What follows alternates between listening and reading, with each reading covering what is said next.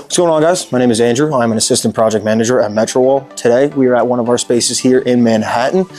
This is a client that brought us in, had a few openings that we installed. So over here, we have our extend wall. This is an operable partition that we offer. This is in our matte black color. This is becoming very, very popular with a lot of our clients. Be able to close off two spaces, open one up for a larger event.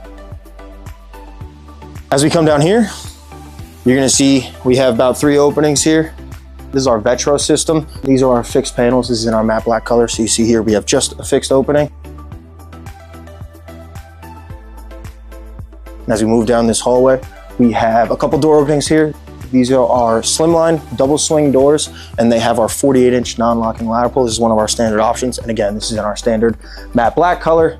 We're gonna move up down here. This is the same opening. This only has one piece of glass here. But again, this is our double swing entry slimline doors with our 48-inch non-locking ladder pull. Very, very standard, but a very, very nice, good looking system that we've got here.